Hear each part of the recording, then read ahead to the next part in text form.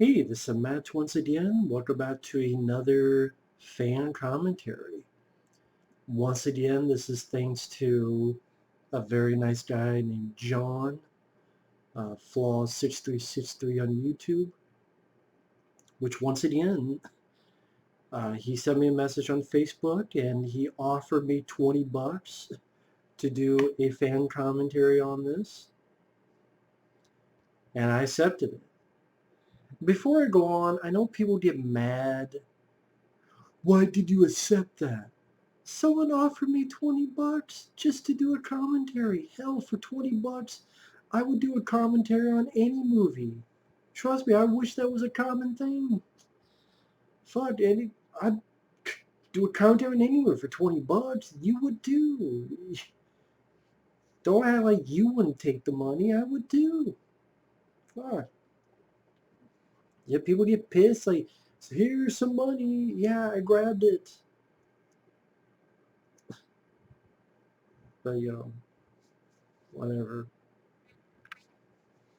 Anyway, let's get right into it. I have a pause at the beginning.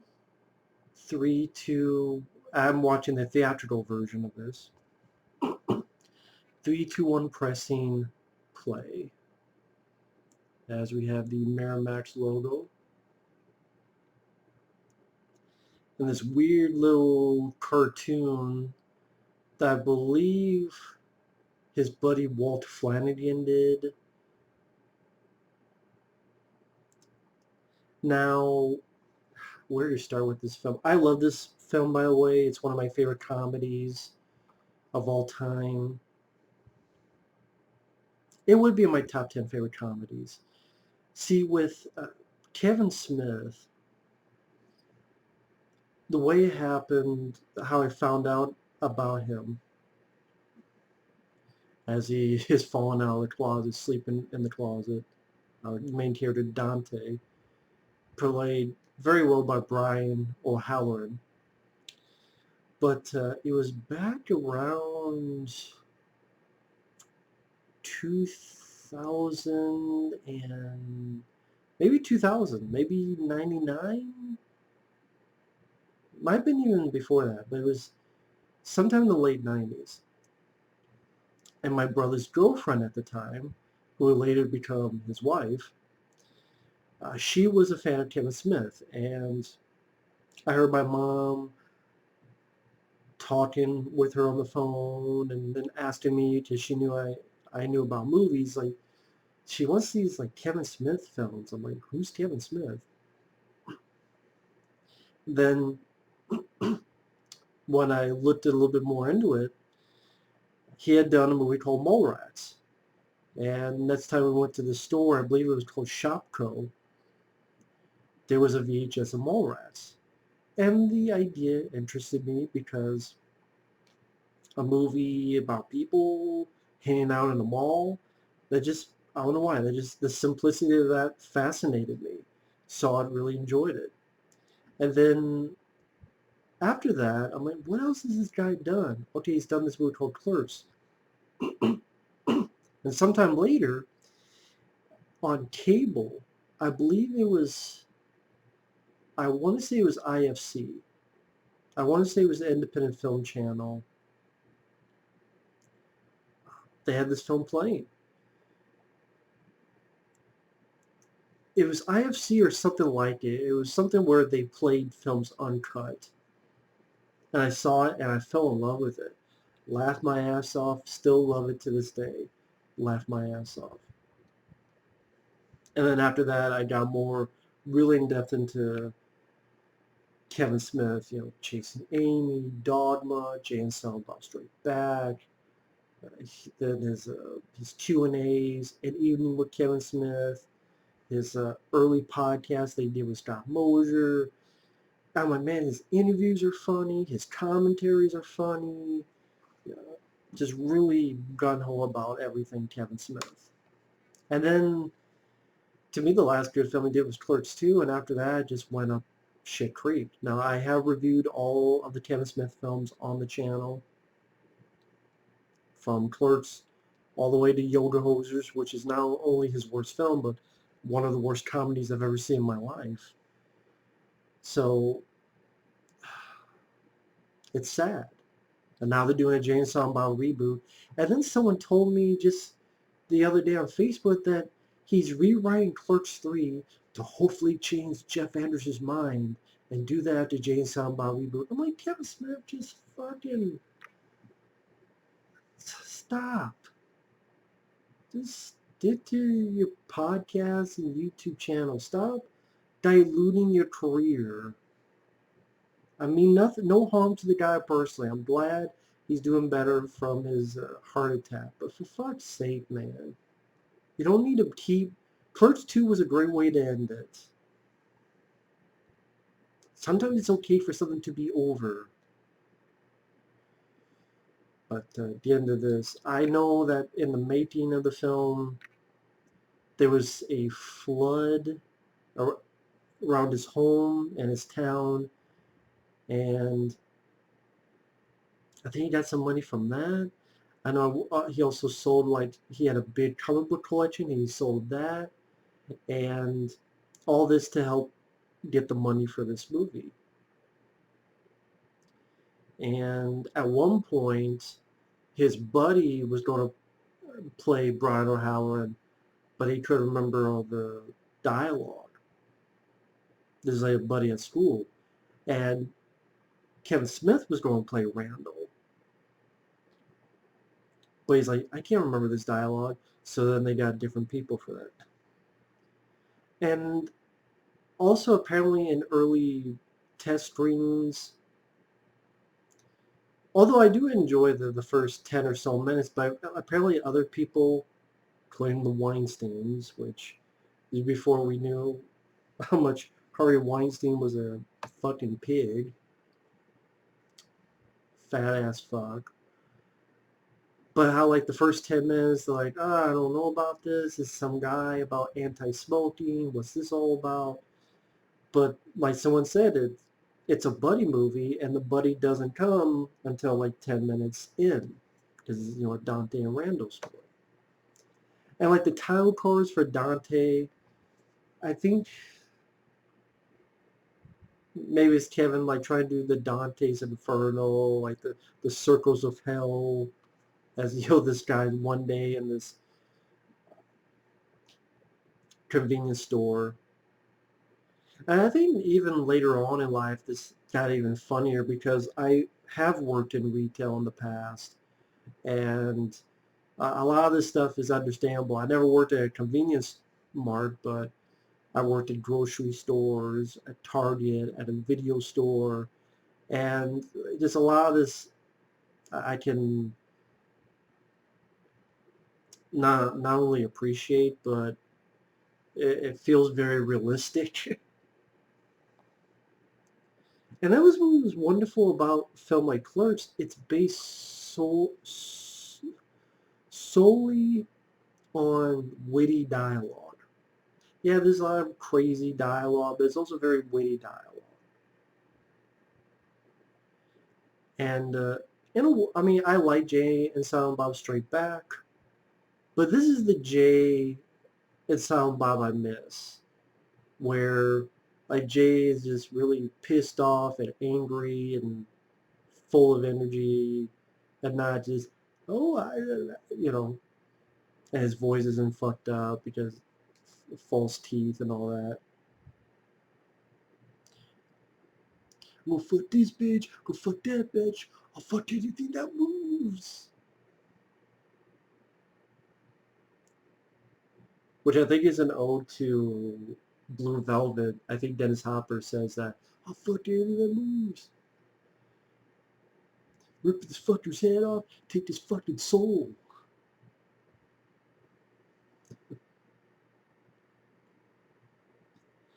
But Jason Mewes, I mean, I'm glad he's doing well. I'm glad he's been sober for quite a while. Glad that worked out for him. But he was a spitball of energy here in these movies, especially early on. And that guy before that came up, and Jay called Grizzly Adams. That's Scott Mosier, the producer. Which Scott Mosier, I guess he doesn't work with Kevin Smith anymore. I know sometimes he does his Smodcast podcast with Kevin, but I don't know if Scott Mosier just doesn't work with Kevin anymore. Does it seem like, I don't think Scott Mosier produced stuff like Tusk and Yoga Hosers. I don't think so. I could be wrong.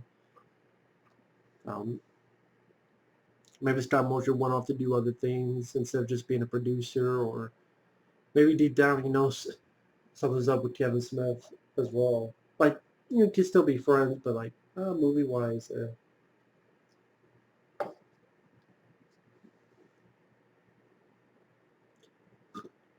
there's definitely a commentary that's going to be hard to do because it's all dialogue. It's not action spectacle. And, it's a black and white movie that works. The black and white aspect does work. It is sort of a different ethereal feel to the whole proceeding in a weird way.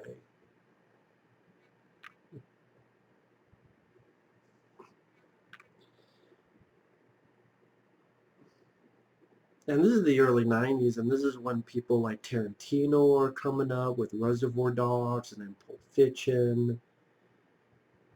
You had Richard Link. Was it Richard Linklater? Did he do Slacker? There was a movie called Slacker, which was a big inspiration for Kevin Smith to do this film. And pretty much Kevin Smith did work at this place, did work at the Quit Stop, and Kevin Smith would be like, hey, I he went to film school, met Scott Mosier, they became friends, said, well, you know what, whoever, either like got the money first or whoever had the opportunity first, I'll direct and you'll produce. So Scott Mosier became a producer, Kevin Smith became a director, they got together, they decided to make the film. Kevin Smith's like, hey, I work at a convenience store, I can use this. I can use this when it's closed. They work during the night.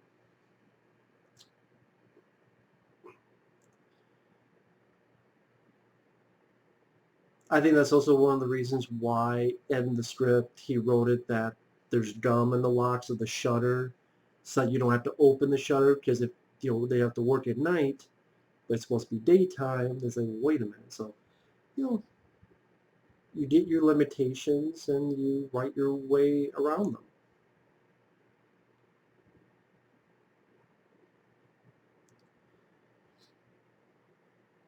And the Dante character, I do like the character. I can understand him. He's the type of character that he's a good guy, but he does blame his problems on, like, that's all, the whole world's fault and not him.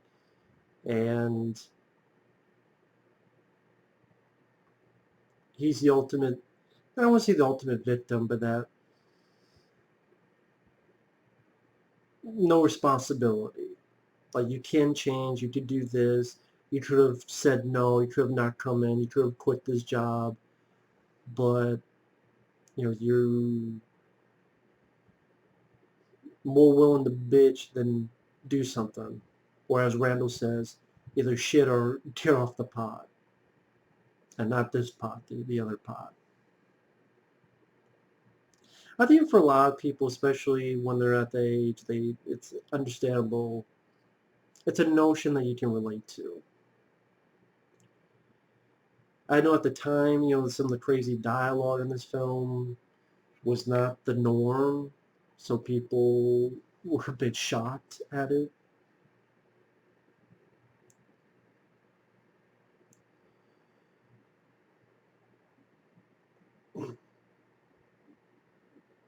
But I know, like, Kevin Smith did become friends with Quentin Tarantino, funny enough. Because there's even in Clerks 2, like the making of Clerks 2, and you can find on YouTube, Robert Rodriguez and Quentin Tarantino talk with Kevin as he's, finishing up the movie, which was interesting.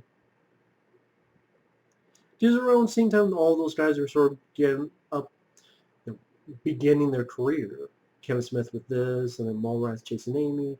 Like I said, Tarantino with Reservoir Dogs with Pulp Fiction. Robert Rodriguez with Desperado. Then From Dusk Till Dawn.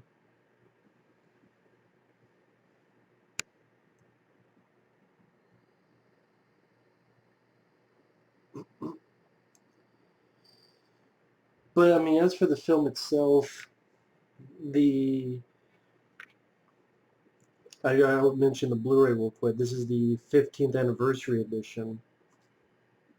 Now, this has all the features that were on the big Clerks X 10th anniversary DVD,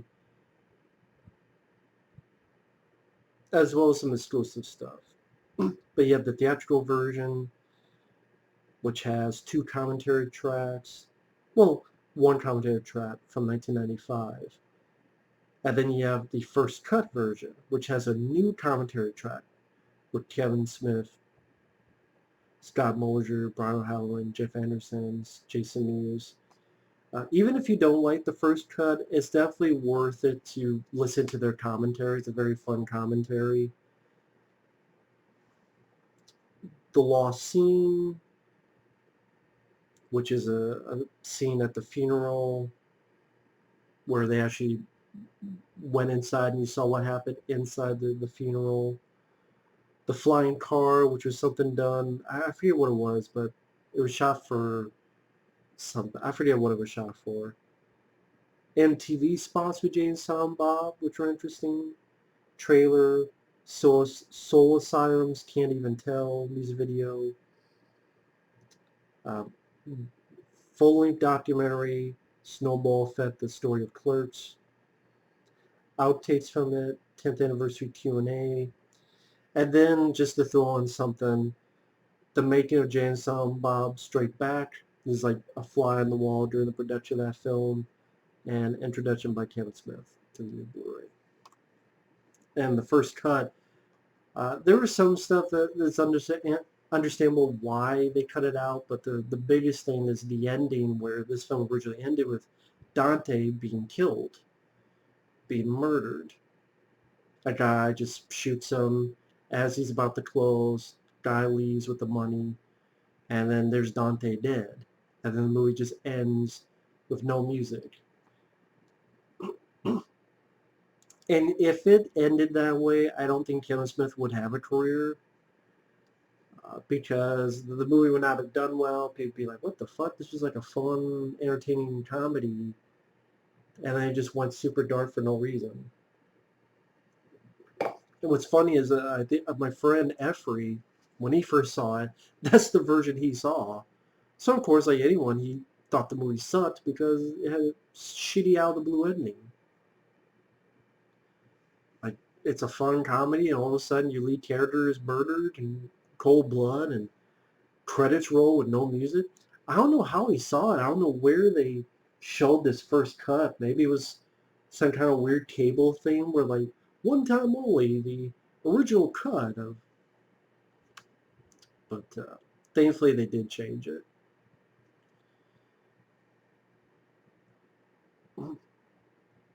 I'm 37. And this is sort of like when the movie really kicks off for people. My girlfriend saw 37 dicks in a row. It still cracks me up. I mean, we're like 17 minutes in, but I enjoy the first 17 minutes of the film, but that line sort of kicks everything up a notch and goes full force. And you have like dialogue about snowballing. I'm like, what the hell is snowballing? And then you find out in the movie, I'm like, okay, that's snowballing. Can't say I've never had that. Don't want to either. But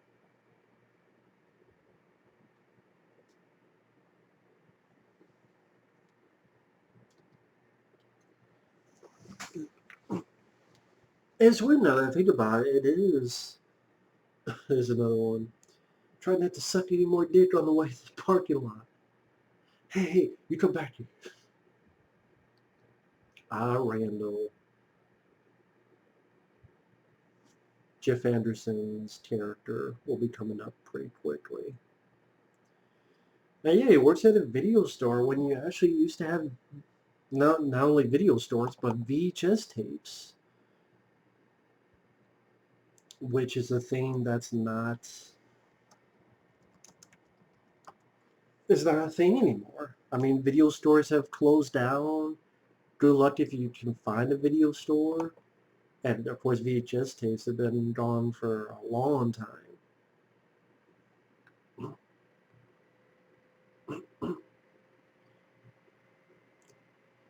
And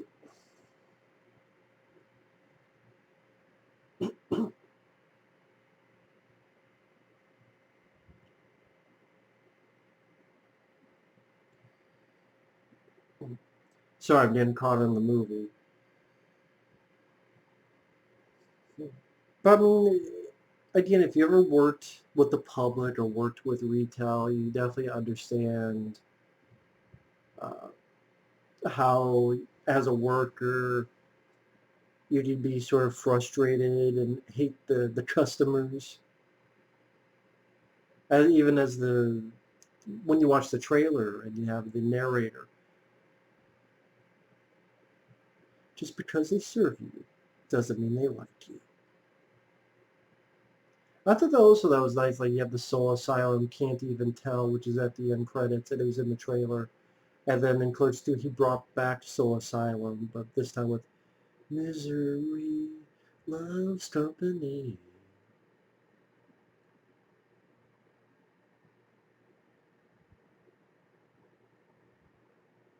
But yeah, that's why the shutters are closed. That way they have to shoot at night, but there's supposed to be daytime. It's like, well, wait a minute, how come it's supposed to be daytime? How come it's so dark?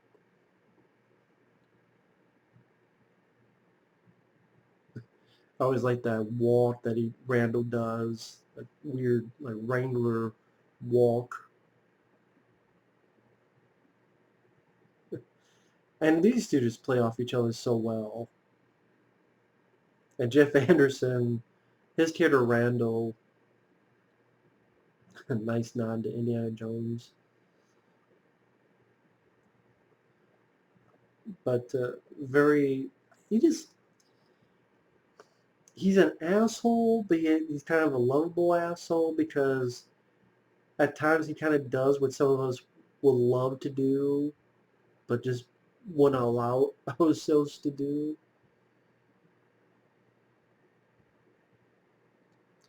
But Jeff Anderson just plays a character very well. And he had a really nice script where people just talk and have conversations. And I noticed in that one shot, I think they changed the name of that fruit pie to Dave's because I don't think it was originally. I don't think there was a Dave's like fruit pie. But then right there, they can have Gator. I never understood with like what you can get away with products. Like right here, you see like Gatorade. Like Gatorade wouldn't sue. You feature our product without our knowledge. I never know how that works. Like if one of them said no, would they have to blur it?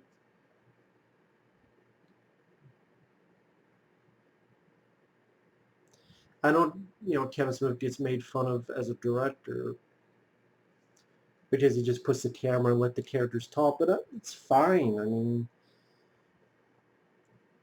what made the film work was the writing of it.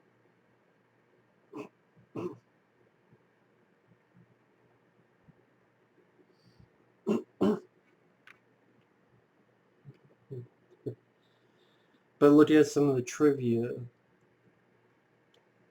yeah, Kevin Smith sold a large part of his collection to help fund this film. He has since been able to buy most of them back. Originally cast himself as Randall, which is why Randall gets some of the best lines. Jason Reitman has said that this film revealed to him his desire to be a filmmaker. He told Kevin Smith this, and Smith was like, "You're the son of Ivan Reitman. You grew up on the sets of Ghostbusters and Stripes, and it took me to let you know that you could be a director."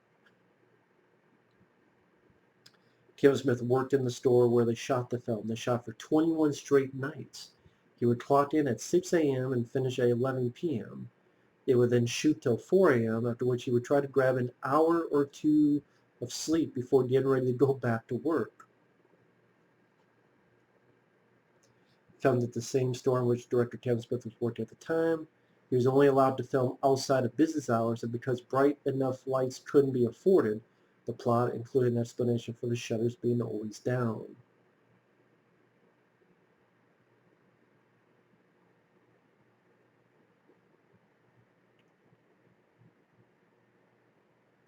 This is one of those crazy fucking scenes where, a little kid is wanting, Happy Scrappy, and, he's got to get titles.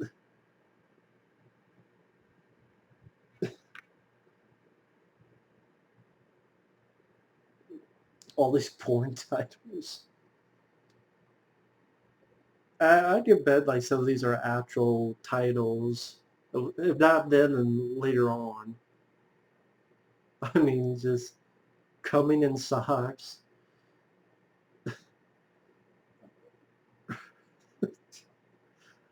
Men Alone 2, the KY Connection.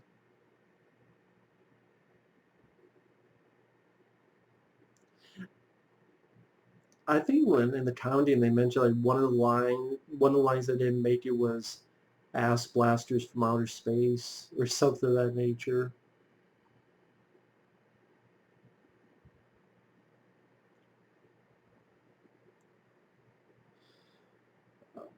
The film's shoestring budget is part of the reason it was shot in black and white. A number of different types of lighting were used, and this would have required a lot of post-production to resolve issues related to the varying color temperatures.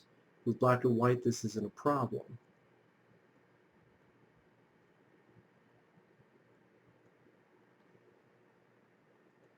And that scene there, the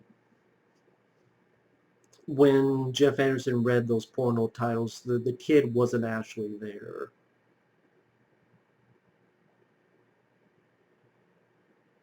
I think as Jeff Anderson said, I'm not going to read these porno titles in front of a little kid. So, they had them leave. He read them, and then they just give reactions to it.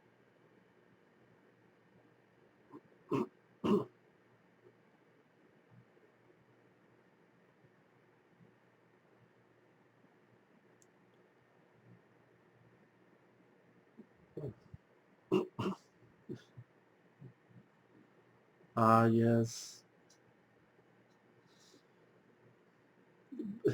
The other guy, Silent Bob's cousin from Russia. Oh, he's fucking biographer. Hold on, what part of Russia you from?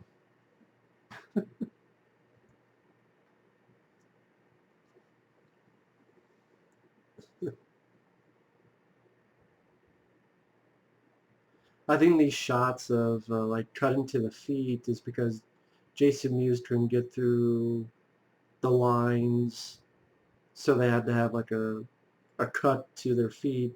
They'd always like cut and then move on with the dialogue.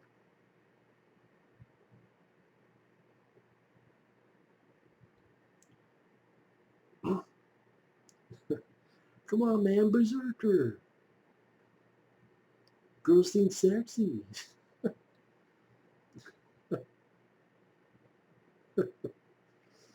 My love for you is like a truck berserker.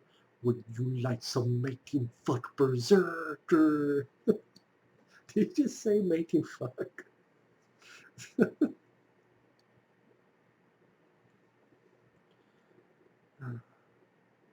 And I did work at a video store. I'll say this: it was not as easy as Jeff Anderson makes it out to be. I would actually like to work at that video store because how easy it seems. Because he could just lock the door and do whatever the fuck you want and not worry about getting fired. Yeah, this guy on the right is Scott Mosier, the producer. He's like, this beautiful man. Oh, just it was lightning in the bottle, man. Lightning in the bottle. And this guy who has his hand stuck in the Pringles can, he seems like he's doing a Bill Murray from Caddyshack like the way he talks. But like there's a Pringles camp, and they can get away with Pringles and not get sued.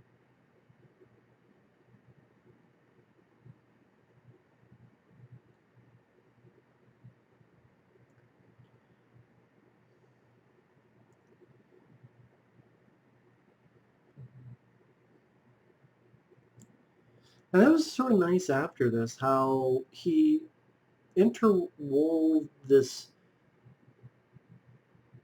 actual universe. Before, that was a common thing. It wasn't a common thing where you just created a series of films and it was all part of the same universe. Now that's everyone tries to do that. Marvel did it. Then Disney, DC, they're trying to do with the Mummy and those future movies that never came to be. Everything's trying to be a universe, but Kevin Smith was doing it back in the day when, oh, we're gonna make Mallrats and here's these two characters, but in the same universe. And then you had, Chasing Amy, Dogma, Jane Silent Bob Strike Back, Clerks 2.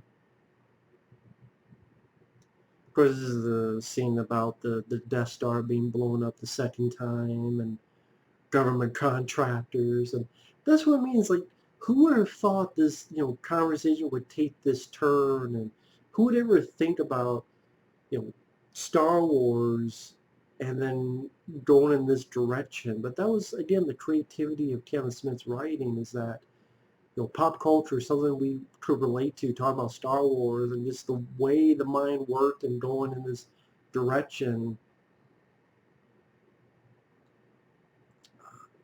Again, it was creative, it was funny, it was witty, and these two pulled it off very well. And they spit that dialogue out. Remember all the dialogue. Very wordy dialogue.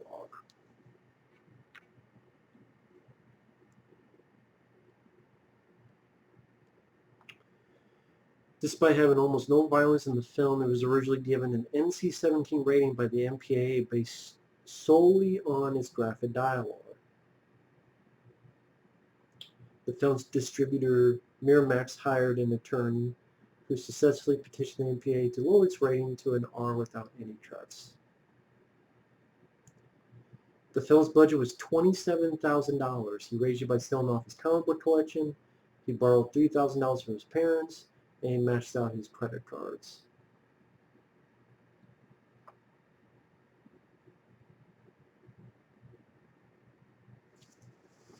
And I say Star Wars, but really they're talking about Return of the Jedi, about the whole thing with the Death Star. Like, who's working on there?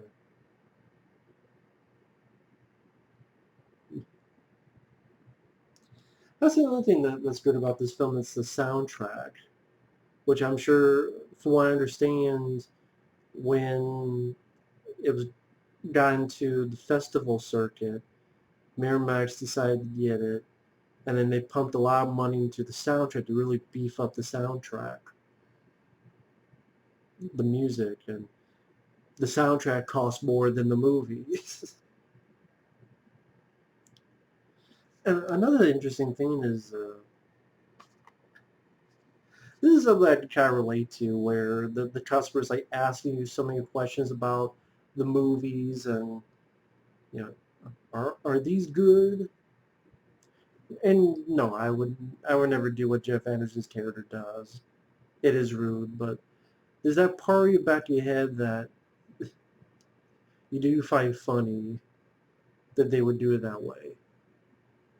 I like in the background you had Jay fucking with the woman and just doing stuff pretty much behind her back through the window. It's one of those things that if you don't see it the first time, you see in repeated viewings, like Jay, you'll look at her and all that stuff.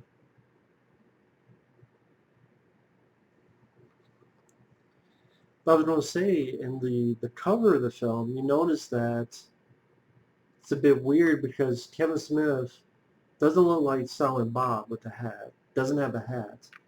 And there's no Jason Mewes. And that's because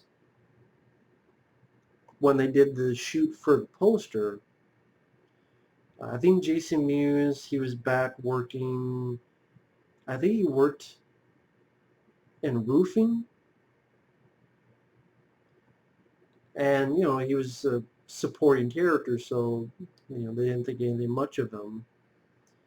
And like, hey, you guys get to get a stand here, you get in here too. And Kevin Smith's like, well, wait a minute, I don't have my gear. It doesn't matter, just get in there and we'll take the picture. And that's what came of the poster. Yeah, and this guy with the eggs, that is Walt Flanagan. And Walt Flanagan, if you watch closely, he's in this film probably 8 times, 10 times, playing different characters. Just like if they couldn't find someone, they just get him and either put some glasses on him or a wig. I believe this woman here is Kevin Smith's sister. I believe that's the case. It's her sister. It's a Kevin Smith's sister. And of course, Walt Flanagan, he would be, tell him Steve Dave in future movies. That's the same Walt Flanagan. And he was on that TV show called Comic Book Men that Kevin Smith created.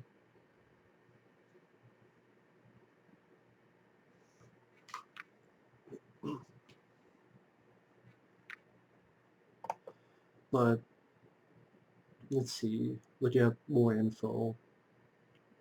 According to Kevin Smith in an interview in the book My First Movie, part of the movie's financing came from an insurance settlement.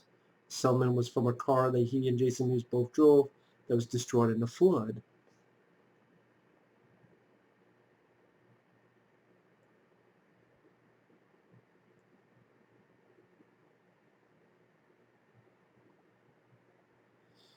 The anti-smoking sentiment in the beginning of the film represented Kevin Smith's viewpoint at the time he wrote the screenplay. Silent Bob doesn't inhale when he puffs on his cigarette because of this. After filming the film, he became a 2-pack-a-day smoker.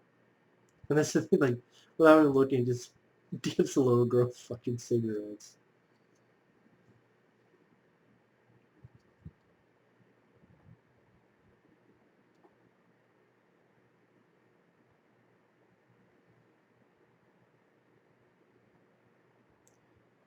It's funny, the guy says everything ends in 9, but right behind them, there's literally 195. It just brought my head. I was like, oh, the prices end in 9. Isn't that weird? And right behind them are cigarettes for 195. I was like, that doesn't end in 9. What are you talking about, Dante? Right there, like the cigarettes are 195. But again, you just said, well, all the prices end in 9. Isn't that weird? 195 doesn't end in 9. So here's Walt Flanagan again. He was the guy playing with the eggs. Now he's this feminine type of guy, which probably represents most of PC world today. That type of character.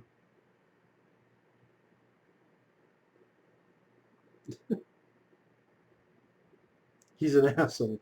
Everyone comes up there. This job would be great if it wasn't for the fucking customers. Well, most workers feel the same way.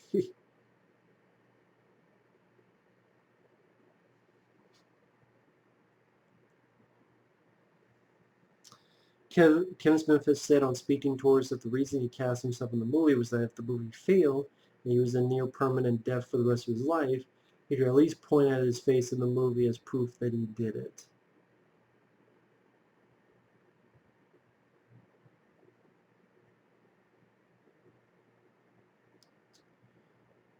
Now, that woman looking at the milk is Kevin Smith's mom. That is Kevin Smith's mom. And this is probably one of the best scenes in the film where, they each talk about the stupid questions they get. You know that one with that guy who was in that movie that was out last year? Or, Where are your new movies? But yet there's a big sign that says new movies. Now, I like Navy SEALs, so that's a cheap shot. There's a bunch of other movies you could pick than Navy SEALs. There's no ice. You're gonna drink this coffee hot?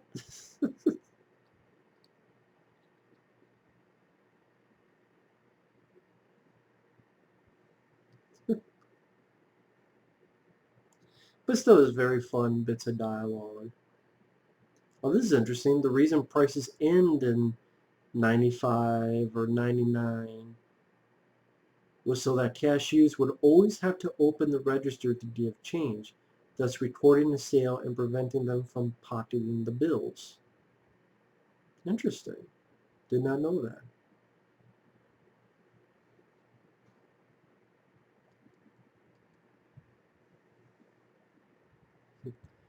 The word fuck and its derivatives, like motherfucker, are said 91 times throughout the film, mostly between Dante and Jay. Well, yeah, most of them Jay. Yeah, Kevin Smith got his inspiration after seeing Richard Linklater's Slacker, which came out in 1990.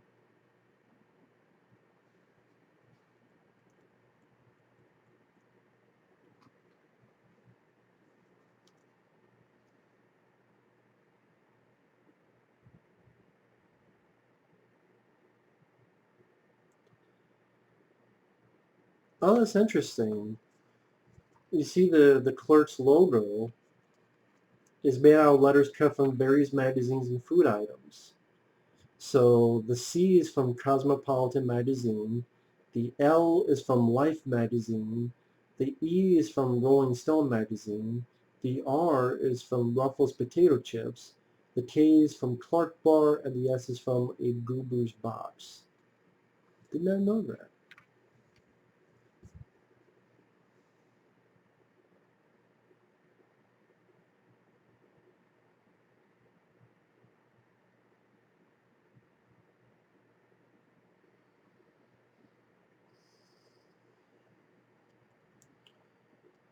Well, I guess technically Walter Flanagan, he plays four other roles. He was the egg-obsessed guy. At the beginning of the film, he was a cigarette protester, that one who was offended, and then there's one more that he'll play. So technically it's four.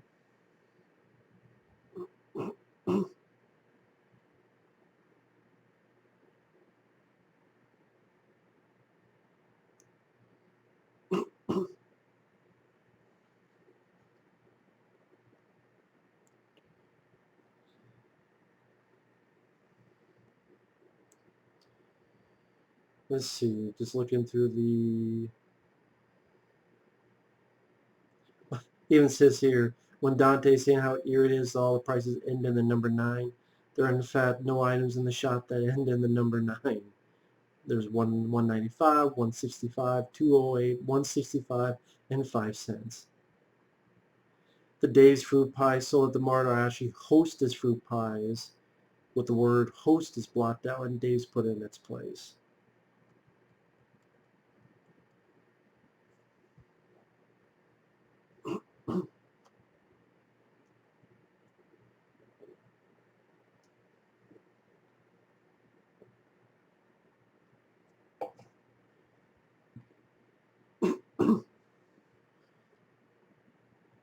Again, is this character that just, even though it was his day off and he could have said no or not picked up the phone, he still picked up the phone. He still said yes. He still went along with it, even though there's ways he could have gotten out of it. And then they played the hockey on the rooftop. They're getting ready for that.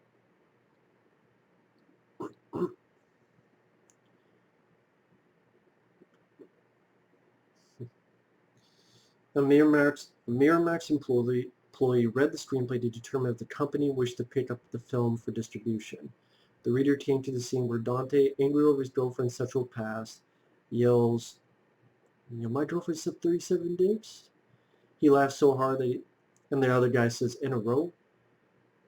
He laughed so hard that he stopped reading the script. He immediately visited the vice president of production and had him read the scene too. The VP greenlit the film for buying approval by Harvey and Bob Weinstein on the spot.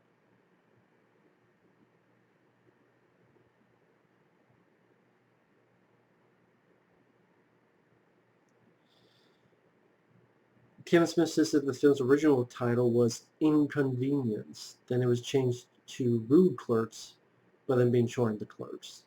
Clerks, fits it perfectly.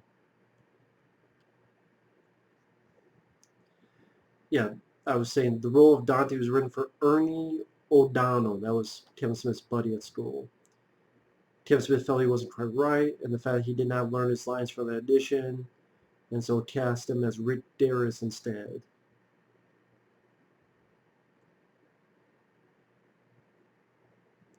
Now this guy was sort of the flannel-looking shirt. That is also stop motion, only this time clean shaven.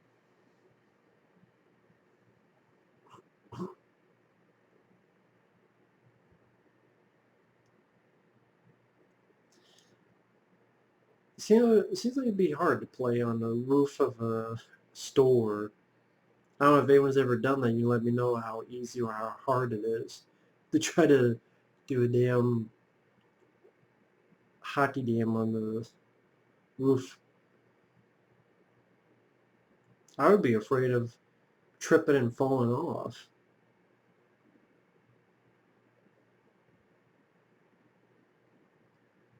And I mean, it is fucked up that like, the store's supposed to be open. You just want to get your stuff, and they close it for this stuff, for this shit. Don't pass the guy. He sucks. You fucking suck. Whip your ass any day.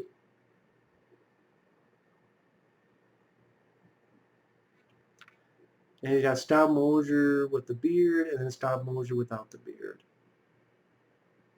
Kind of a neat bit of editing there.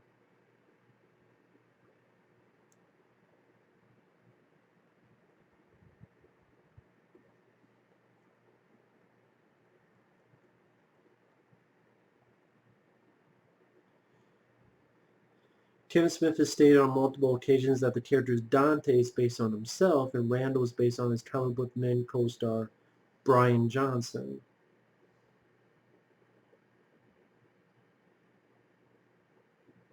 I just to Kevin Smith, he would have been very adamant, not adamant, but he would have been, if this film had not done well, he would have, still to this day be working at that store and settling with it. And there's a lot of people that that is something that happens, is that you might not be the biggest fan of the job, but it's easy to get settled into that routine, you know, which a lot of people have to do it. Not everyone has the opportunity. It's easy to say dreams will come true, but there's a lot more dreams that get shattered. Let's be honest.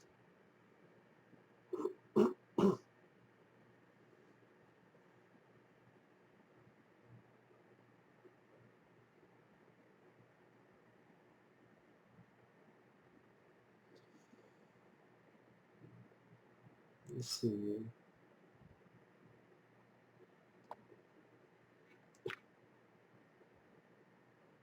And then this customer here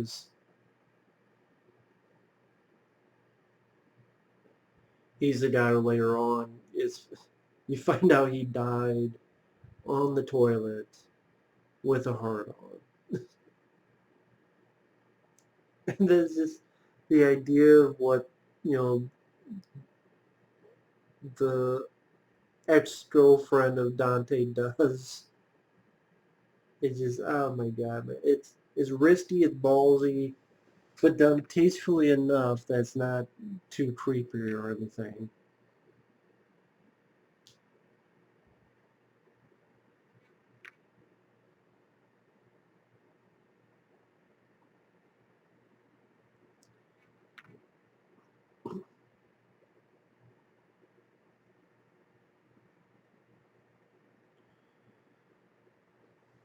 And, Dante's being a nice guy. He's a little bit of a pushover, though. It's like, hey, old man, fuck off. Go take a shit in your own goddamn house. One little nitpick, this scene does seem like it takes a little bit forever, where the guy keeps coming back and is like, hey, can I get some toilet paper? Then leaves, comes back, hey, can I get a magazine? Leaves, comes back. So, I mean, like a tiny nitpick, the scene does seem to go on a little bit too long.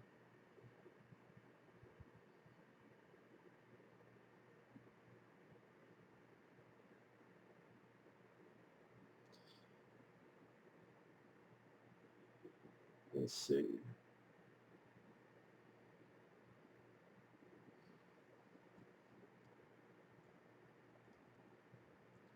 Include them on the 1,000 movies you must see before you die. Dante Hicks takes his name from Dante Alighieri, the author of the Divine Comedy, also known as Dante's Inferno. Clerks can be seen as something of an adaptation of Dante's Inferno, since there are 9 breaks in the movie to represent the 9 rings of hell. Include them on the American Film Institute's 2000 list of the 500 movies nominated for the top 100 funniest American movies.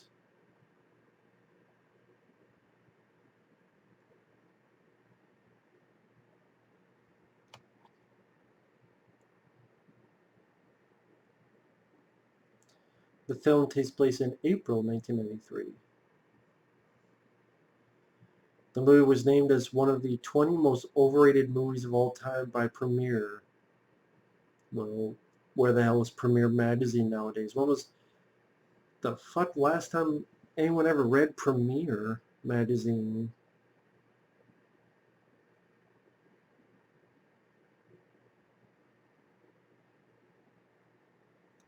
In 2014, indie filmmakers Christopher Downey and Brett Murray shot a biopic based on Kevin's early life as well as the making of Clerks, which reunited almost all the cast, albeit in different roles. I heard about that, but I've never seen it.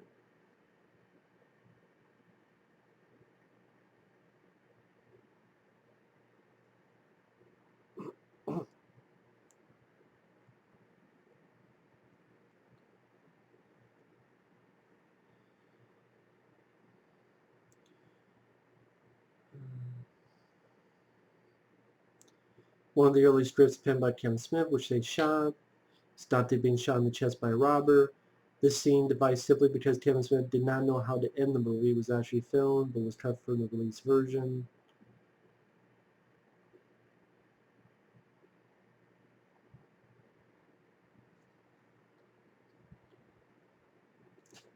And just like, the whole conversation that, the guy broke his neck trying to suck his own dick. It's just, again, not something I would ever think about. But then you hear it and it's like, the way it's told is pretty damn funny. Dark, but funny.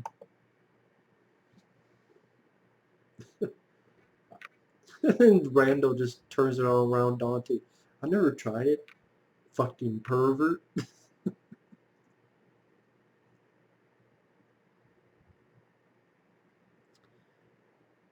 And this is the bit where on the Blu-ray it says the lost scene.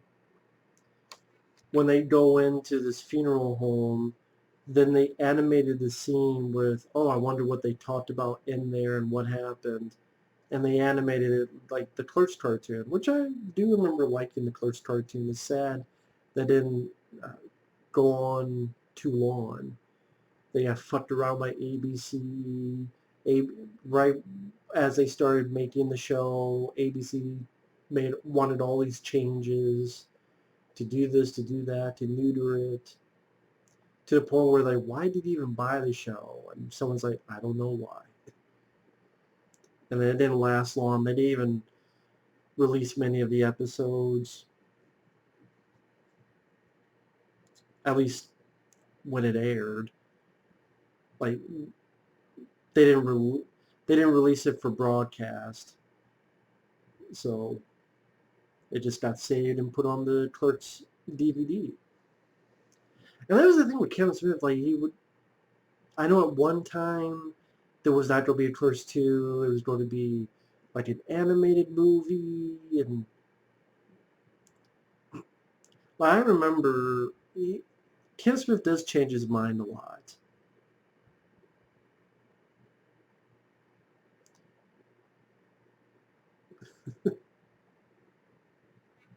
Yeah, you got smoking clerk.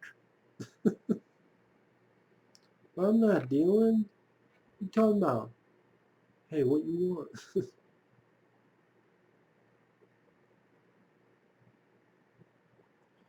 But yeah, I know at one point, like I said, that after Jay and Silent Bob Strike Back, like there was talks of doing an animated cartoon of Clerks, or animated movie, I should say. They did the cartoon. They were of Clerks, the anime series. All you hear is Walt Flanagan. Probably one of the best lines. Fucking dickhead. Just the way he said that is pretty damn hilarious.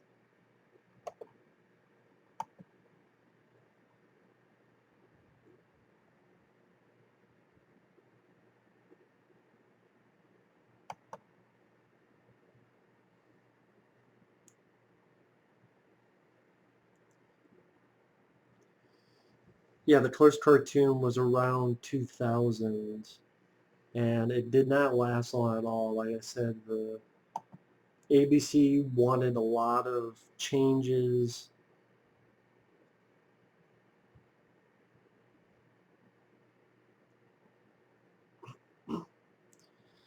They were given a 13-episode order from UPN, but turned down the offer in order to get a bigger channel at ABC.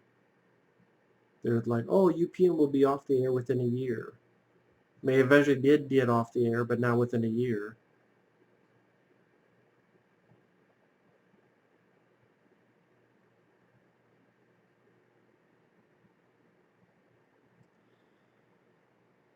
And yeah, you had like Alec Baldwin on this show as the voice of the villain, and they were going to get Alan Rickman.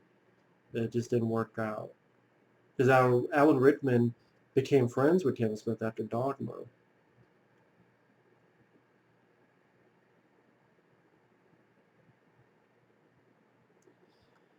But yeah, not many episodes actually aired, and really there were only 6 episodes total.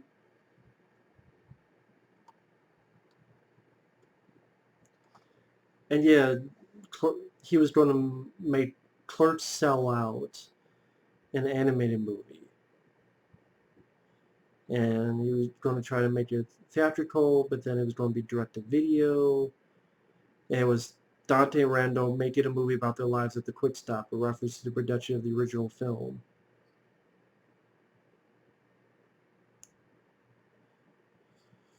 But apparently the Weinsteins, they left Miramax to form the Weinstein Company. The rights to the Clerks TV show were still owned by the Disney Company, who as a result were reluctant to work with the Weinstein Company, throwing the future of Clerks sellout into question. Of the 2007 Cornell Q&A, Smith said, due to the Miramax-Weinstein argument, you'll see a Jay and Silent Bob cartoon before a Clerks sellout cartoon.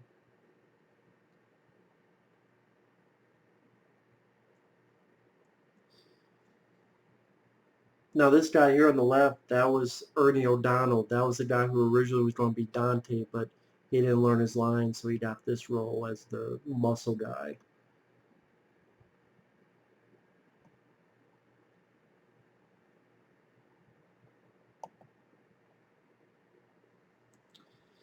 And yes, since I should mention this, there was a pilot for a Clerks live-action TV show that you can find on YouTube.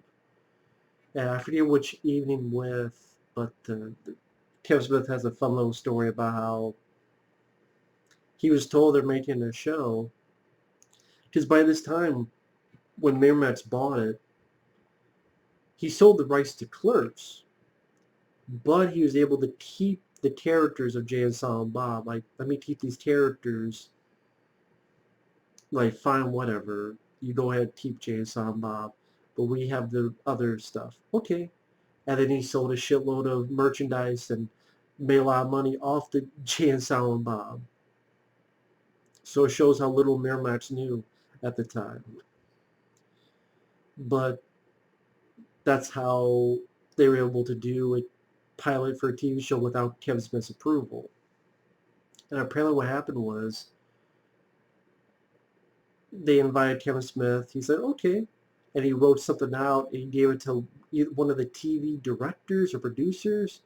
And he read it as like, yeah, well, you wrote probably be a B plot on the show, on the episode. And Smith is like, what? And also they said that this other guy was the creator of the show. And Smith is like, oh, that's weird. I thought I created this. And how they couldn't use the J characters, so they changed him to Ray. And they made Dante like a good-looking 90210 guy. And Jim Brewer was Randall. And like there was like a massage parlor or something next to the convenience store. I mean, just terrible fucking pilot. Horrible fucking pilot.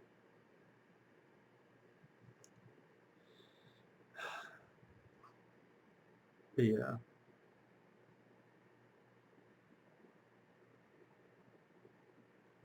Now that's the thing. Kevin Smith films have never been the big box office hits, but they definitely have a cult following and fan base. And I was part of that for a while. You know, I still enjoy these older films.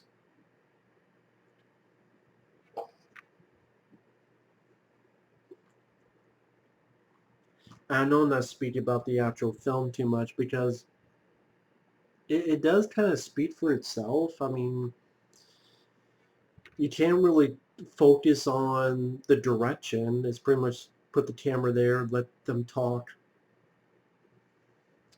You're not really going to production design. It's just the look of the convenience store because we're there over 90% of the movies inside this convenience store. You know, the actors, I do like the main actors like Brian and Jeff Anderson. Brian O'Halloran, he went on to do a few things. I miss the video store. I'm sorry. I'm looking at the inside of this video store. I miss it. Miss it so badly. Just to be able to walk around and look at all the covers, read the back of them. Because that was the hunt. You know, the hunt for what potential gem is in this corner or that corner.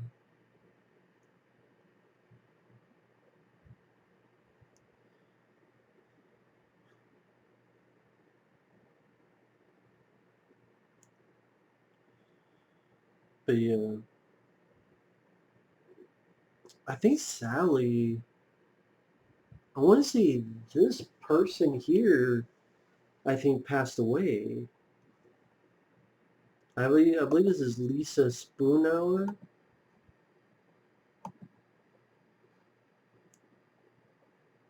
Yeah, Caitlin Bree. Yeah, she passed away in May of 2017. Well, before I get into that, definitely one of the fun scenes in the movie. I know like Jay, he was so nervous about doing this. He wanted everyone to leave, so everyone just went back into the store while Jay did this. And then later on, you know, Silent Bob does it. Very entertaining. Like you say it's a bit silly, but it fits in the tone because of the music they're playing and the way they're doing it, and they're not, hey, is it funny? Is it funny? It's just like, no, this is what we're doing. If you laugh, cool. If not, no problem either. Which that, you know, makes it funnier because they're just doing it for themselves.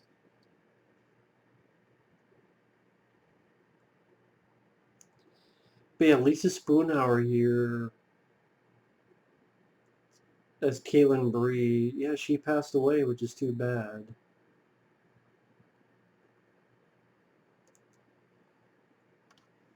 At one point, Jeff Anderson in real life dated her, and they were married for a year. So, funny enough. But yeah, she died from an accidental overdose of hydromorphone. She was fighting cancer, anemia, lung disease, and immune deficiency. Jesus, man.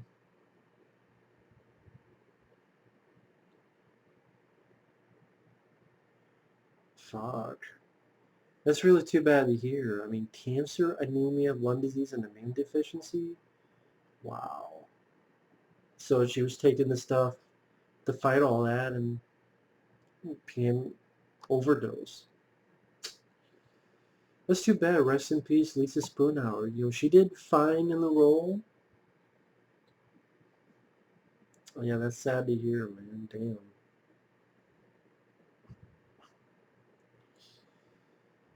Get into the budget was 27,000, and then I think they spent like over 200,000 for the soundtrack. Miramax did. God, look at all those VHS tapes. I'm like, let me look at them, see which one is which. But it's kind of funny how, I'm doing this. Well, I'm doing this because someone paid me to do it. But it's 25 years.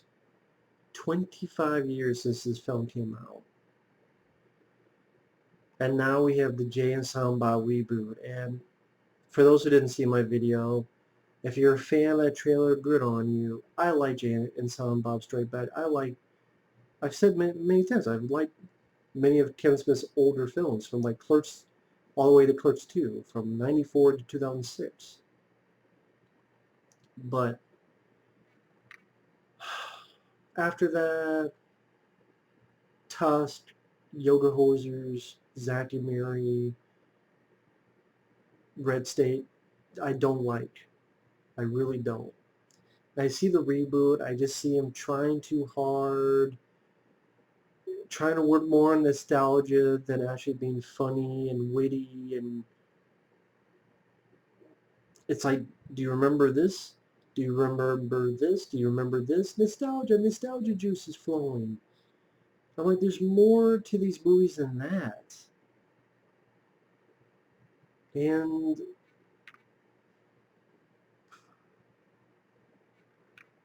it's just, they're too old, it's too late, and it just doesn't, nothing in that trailer was funny to me. That's why I don't look forward to it. Just too late. Everyone's older, they're broken down. Kevin Smith is healthier. Jason Mewes, his voice is fucked up from years of drug abuse. I'm glad he's clean, but his teeth are fucked up. So he's got false teeth, or whatever you want to call it. And just didn't find anything in the trailer. I'm sorry. I know people are pissed at me for that, but nothing I found in that trailer was funny to me.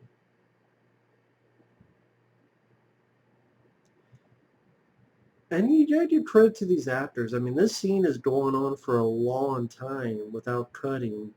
And the fact that you have to remember all this dialogue, I don't know if I'd ever be able to do it. I don't think I would ever be able to remember that much dialogue without cutting. And it's insane. Like, well, the scene goes on, what, 5 minutes or something? And they're talking and spitting out that dialogue. It's a lot to remember, man.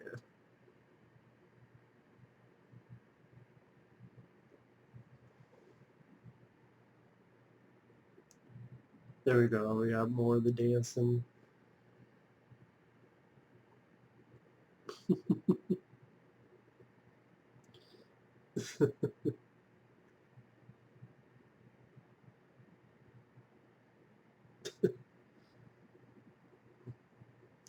I know, and then after this, after Clerks, they're on the successful high, and they got an offer from Universal to do. Pretty much Universal wanted another Clerks, and so Kevin Smith's like, well, how about Clerks but in a mall? They're like, okay, and then they did Mallrats, and I really enjoyed Mallrats. I would say that's my second favorite Kevin Smith film after this one. Yeah, it's more silly and goofy, but that worked well. It was still very funny. Jason Lee was spot on.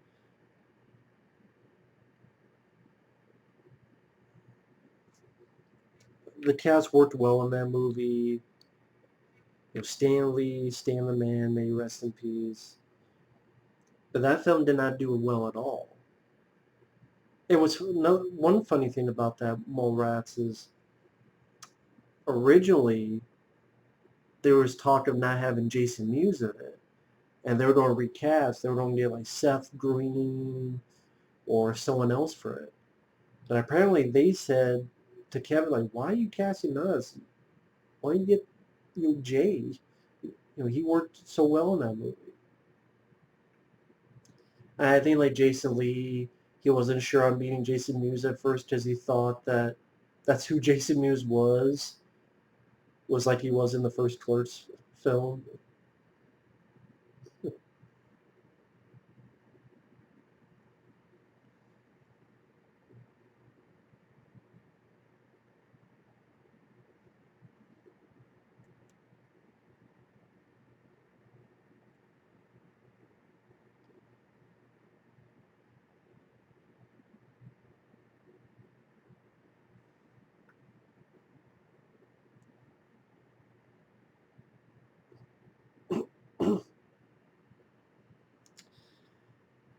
Sorry, I'm reading up some info about the original ending. Kevin Smith has since claimed that there were three reasons they concluded Clerks that way in the original cut.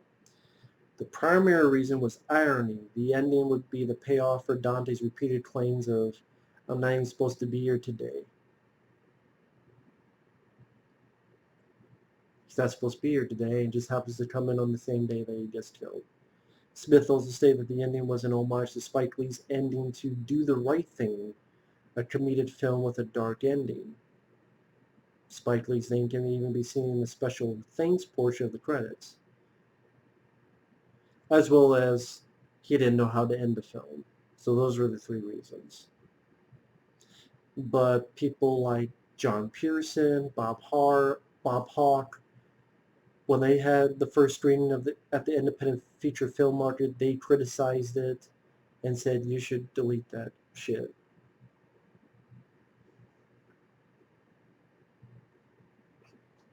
Which again was the right call.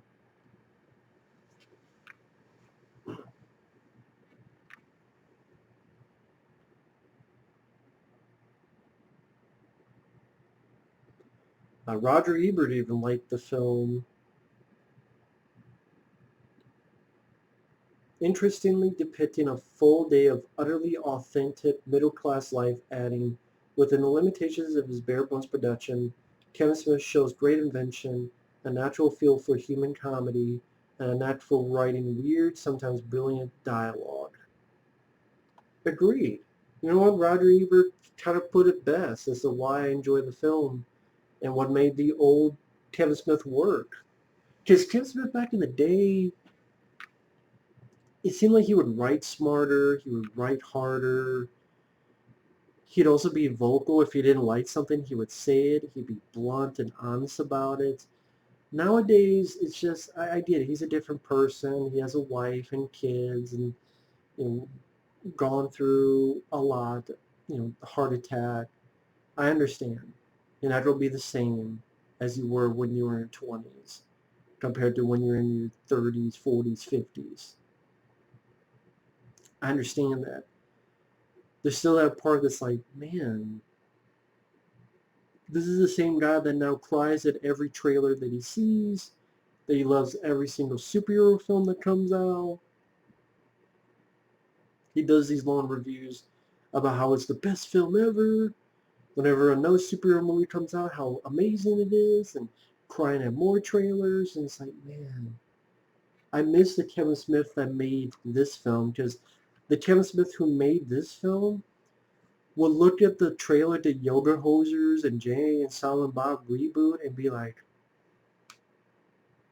this sucks.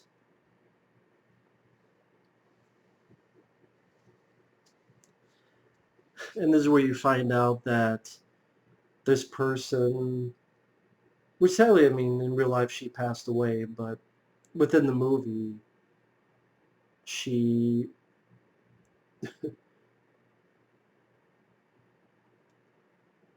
she she said she did all the work. Someone just raped her. She did all the work.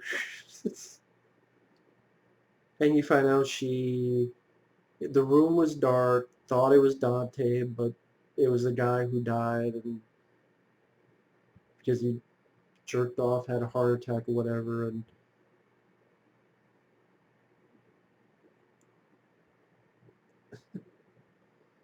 was fucking a dead person. Oh my god, man. It's just insanity.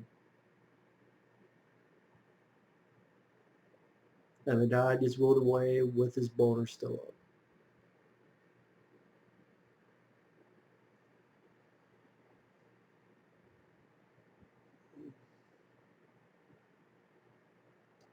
And then the Scott Mosier character just enters the fucking ambulance. It just sits there. It's like, what the fuck? Why is he doing that for? Man, it has that weird... I have to wonder if After Hours, the Martin Scorsese film, was an inspiration for this as well. Because it took place in one night, and you have all these weird characters that come out of the woodwork interacting with our main character. I do wonder if After Hours is an inspiration for this as well, which that's a good movie, After Hours. I like these guys. They see stop motion characters there, but they just, they put the girl next to the dead guy who she just fucked. You put her next to a dead guy to begin with, and then they see, like, these are the worst ambulance drivers of all time. And the fun references, you have the Jaws. Man goes in the cage goes to salsa. Sharks in the salsa. Ah, sure.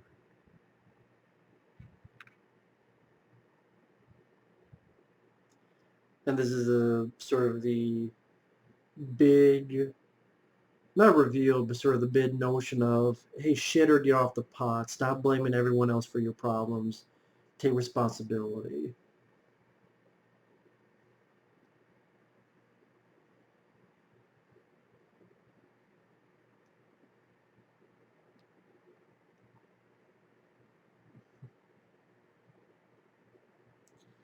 And once again, I'm not even supposed to be here today.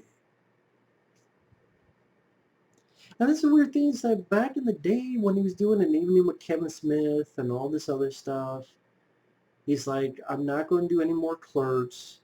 Just like, what am I supposed to do? Oh, I'm not going to be here today again. He wasn't going to do Jay and Silent Bob. He's like, no, they have their one movie. It's over.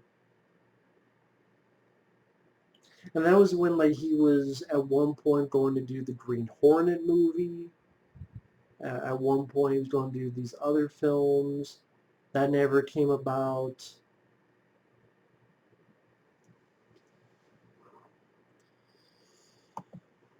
Then at one point, there was going to be a Mallrats 2 or a Mallrats TV show, or...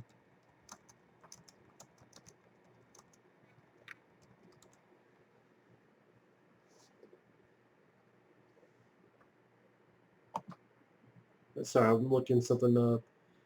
Yeah, Kevin Smith's unrealized projects.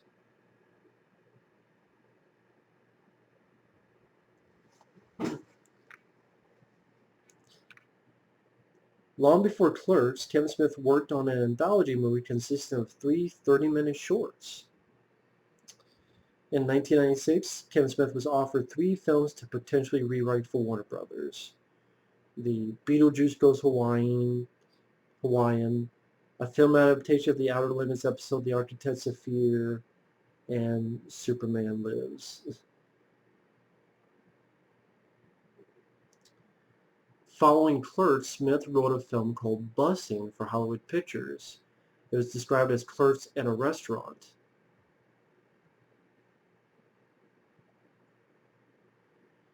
Weirdly enough, that film did get made. It was called Waiting. But I guess it had nothing to do with this, so go figure. Fletch 1, that was another movie that he was going to do at one point, and Jason Lee was going to be the new Fletch. And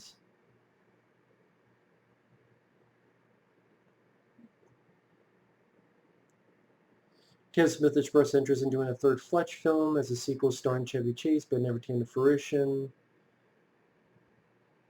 In June 2000, it was announced that Kevin Smith was set to write and direct a Fletch film at Miramax Films after the rights to the books had reverted. After a disagreement between Chevy Chase and Kevin Smith in regard to different levels of priority for the sequel project, Kevin Smith settled on adapting Fletch 1, which follows Fletch in his early years. It would be a prequel origin story, and he mentioned Jason Lee as a possible choice to play Fletch. Miramax head Harvey Weinstein refused to take a chance on Jason Lee, citing the general inability of his films to gross more than $30 million at the box office, against Kevin Smith. The role of Fletch remained uncast, with Smith considering a list of actors including Ben Affleck, Brad Pitt, Will Smith, and Jimmy Fallon. Jeez, no. He eventually left the project in October 2005. This is my favorite scene in the movie. Just the way the scene ends with Jay just going, like he's being nice. It's like, did she cook your food? You know, she cooks your food. Did I see her change a tire once?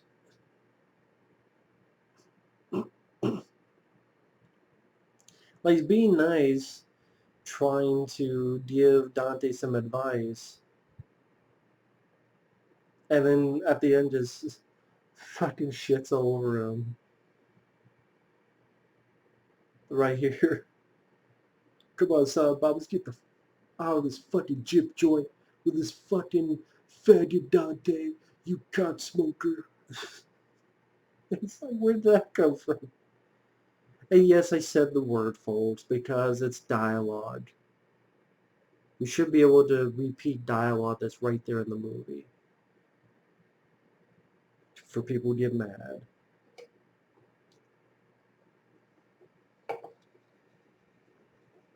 I guess Kevin Smith originally wasn't supposed to say that last line as Silent Bob. It's just Jay couldn't get through the whole thing, so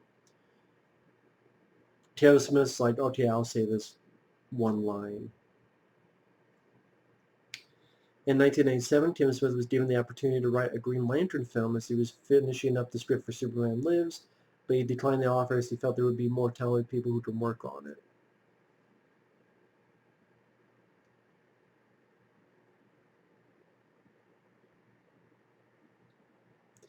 Smith revealed at WonderCon in 2010 about a lost porn-centered TV series that eventually became his 2008 film Zack and Miri Make a Porno.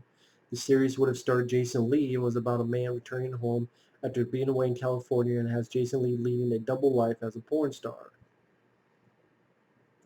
But networks rejected, believing that kind of material could never happen on TV. A follow-up to Chasing Amy, Ken Smith wrote a new film set in his Askewniverse.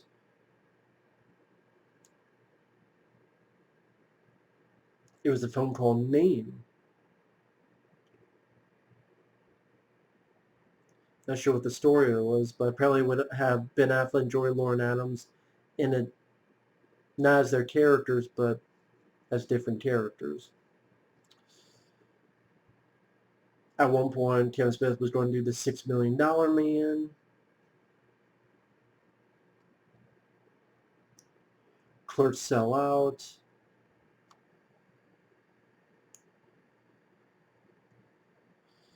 At one point, Kevin Smith wanted to do a Dogma 2. Yeah, the Green Hornet.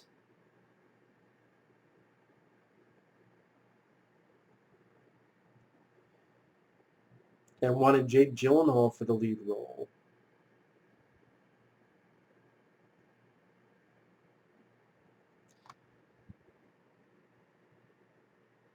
Kevin Smith was assigned to write the 2003 movie Steer Movie 3. His script was eventually not used. I didn't even know about this. Huh.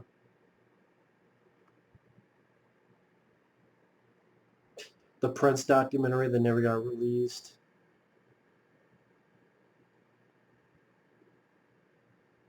Yeah, I do remember at one point Kevin Smith was involved with a Buckaroo Banzai TV series, but that never happened. MGM filed a lawsuit against the original creators, so that never came about. Clerks 3.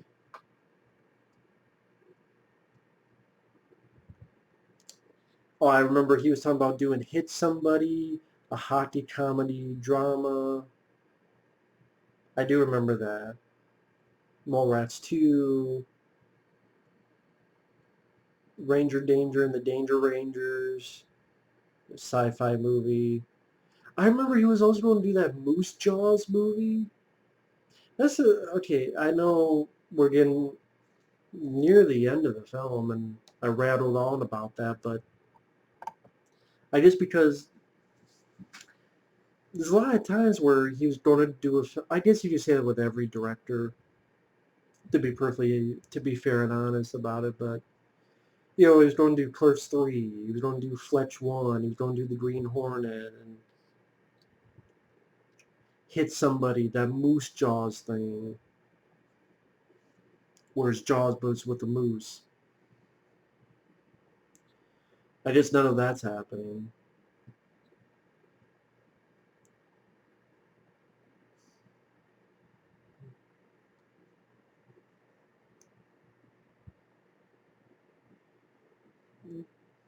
This is where, he finally has had enough of Dante's bitching about it.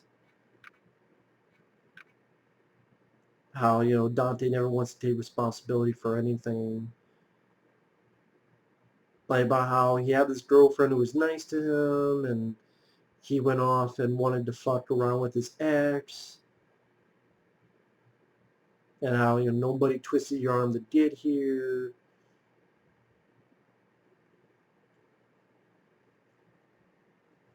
How, you think you're all powerful in the store, but it's not. Anyone could work in this place.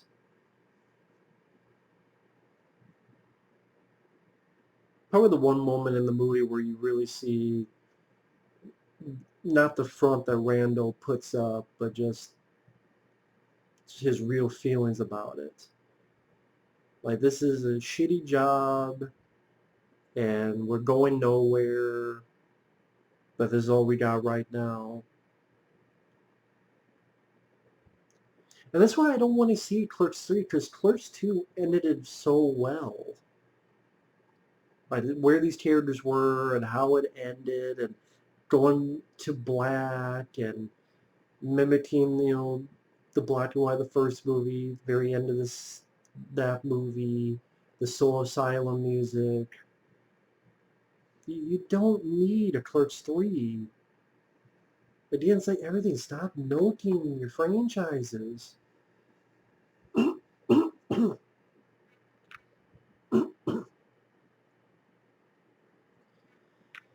But yeah, I'm sorry I didn't talk much about the film. I mean, it's a film that I've seen countless times, and I have the dialogue turned a bit down. Otherwise, I would have solely just not said anything focused on the movie.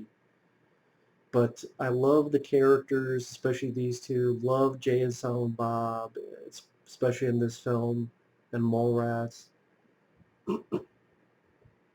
Love the soundtrack. I enjoyed the Soul Asylum song. I love the idea of being at a convenience store for one weird 24-hour day.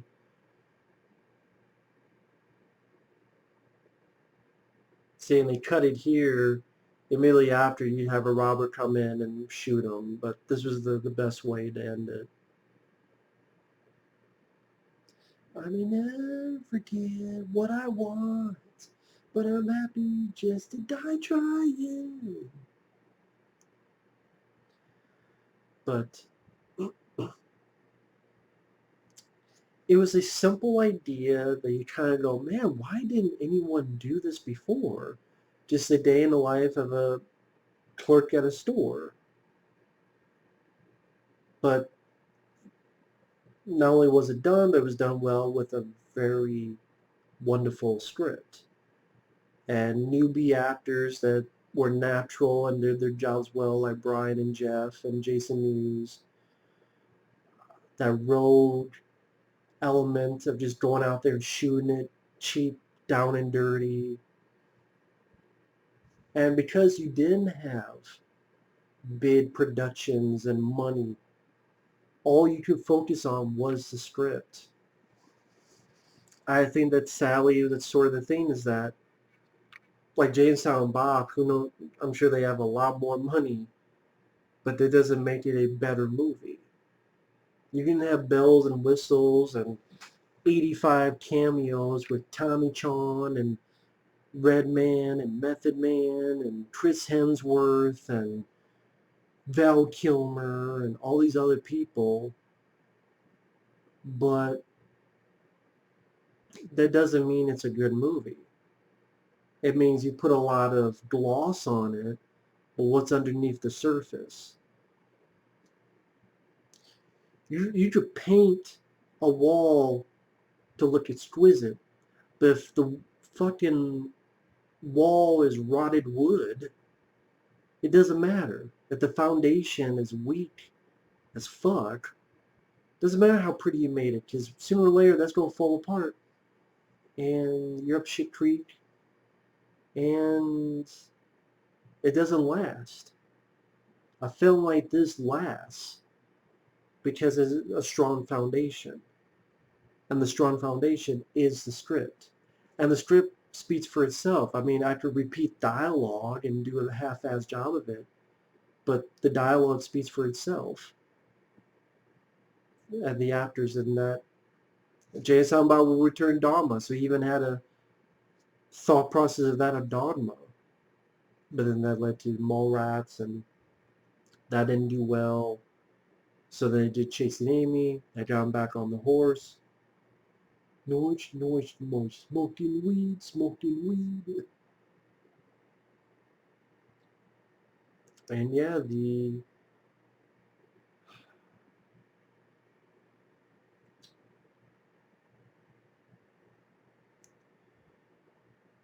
it is, I mean, yeah, I know James Silent Bob reboot. It's only a trailer, I understand.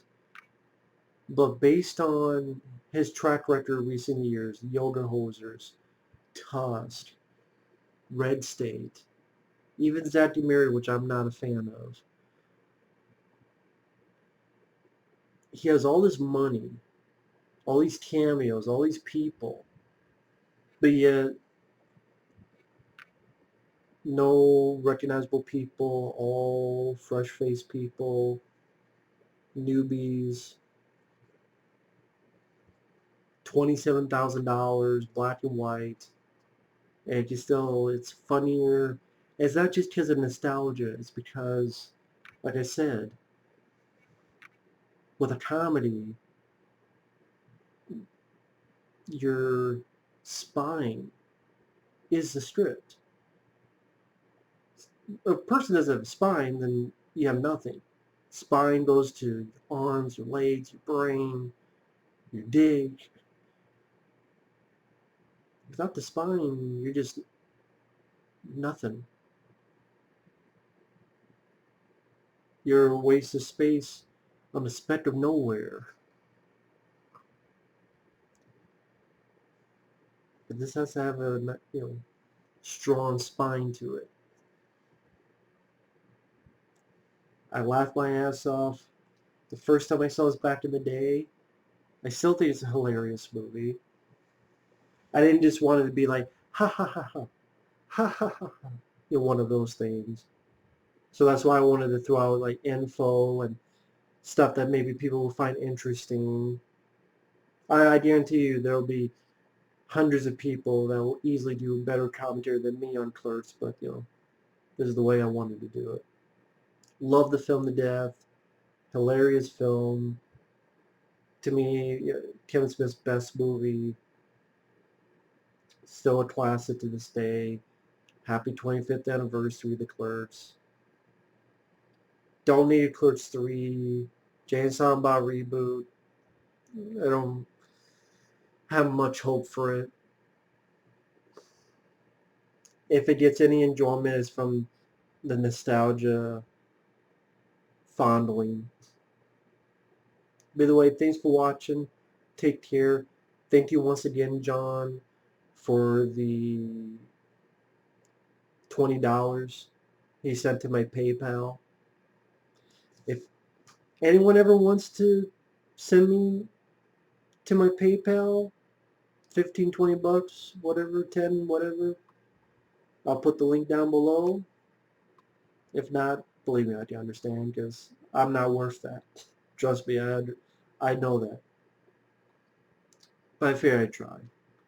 I'm a greedy fuck. What can I... I'm a greedy fuck. I can admit that. At least most people on YouTube don't admit that. I can admit that. But I'm being serious.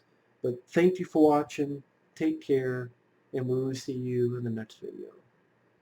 Later.